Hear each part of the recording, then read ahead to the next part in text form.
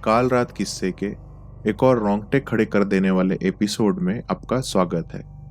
आज मैं आपको एक ऐसी डरावनी सच्ची घटना सुनाने जा रहा हूं जिसे सुनकर आपके होश उड़ जाएंगे। आम तौर पर मैं जो कहानियां आपको सुनाता हूं वो मेरे खुद के ख्यालों और कुछ सब्सक्राइबर्स की भेजी गई बातों का मेल होती है, लेकिन आज की कहानी थोड़ी अलग है।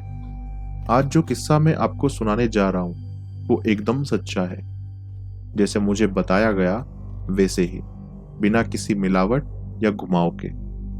ये कहानी, या यूं कहें कि ये किस्सा मुझे मेरे एक बेहद करीबी दोस्त ने सुनाया था, जो मध्य प्रदेश के खंडवा जिले के एक छोटे से गांव का रहने वाला है। उसकी प्राइवेसी का ध्यान रखते हुए मैं गांव का असली नाम तो नहीं बताऊंगा, लेकिन इतना जरूर कहूंगा कि वहां ज्यादातर लोग खेती बाड़ी करके अपना गुजारा करते हैं। अब इस डरावनी घटना में और गहराई से जाने से पहले मैं आपको मसान जगाने के बारे में थोड़ा समझा देता हूं। मसान, जिसे हम शमशान भी कहते हैं, और मसान जगाना ये एक खतरनाक तांत्रिक विद्या है जिसमें आत्माओं को जगाकर उनसे अपना काम करवाया जाता है। ये काम आमतौर पर अनुभवी तांत्रिक ही करते हैं, जो इंसानों और आत्माओं की दुनिया के बीच एक कनेक्शन बनाते हैं। ये एक तरह का लेन देन होता है। तांत्रिक आत्मा को बुलाकर उससे कोई काम कराता है और बदले में आत्मा को कुछ चढ़ावा चाहिए होता है, कभी जानवर की बलि तो कभी कुछ ऐसा जो बेहद निजी और कीमती होता है। इसी गांव में रहते थे दो दोस्त, रमेश और मोहन।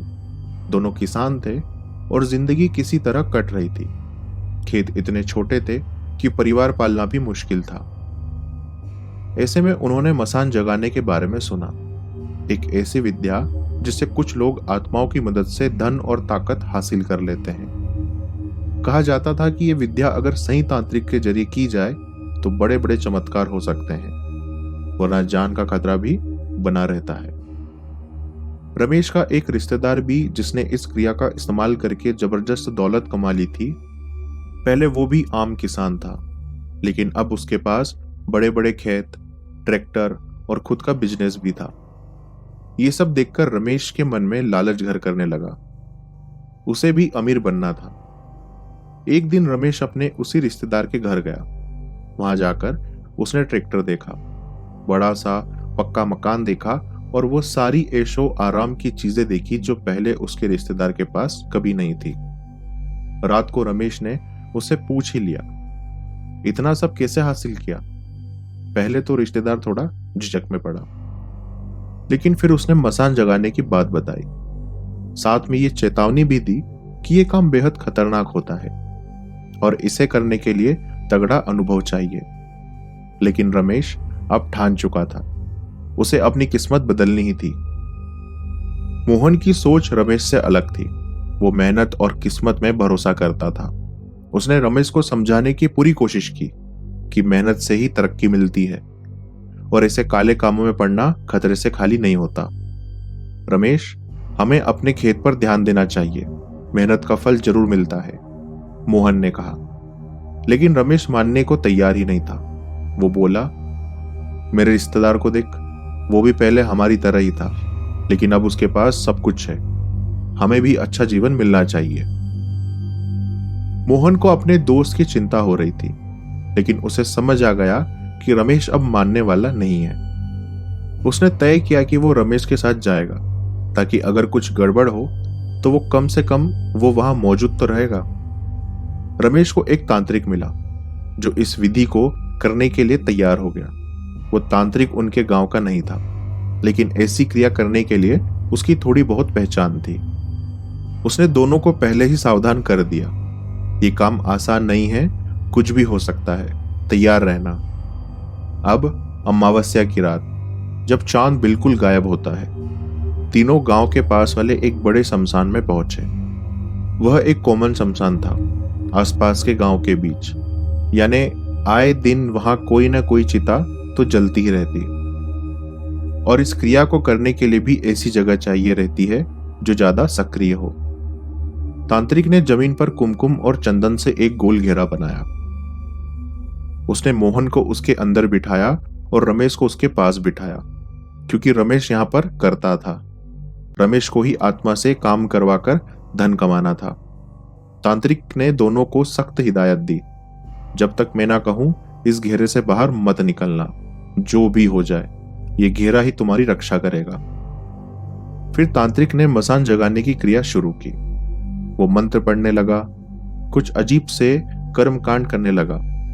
हवा भारी होने लगी और ठंडी सी तेज हवा चलने लगी।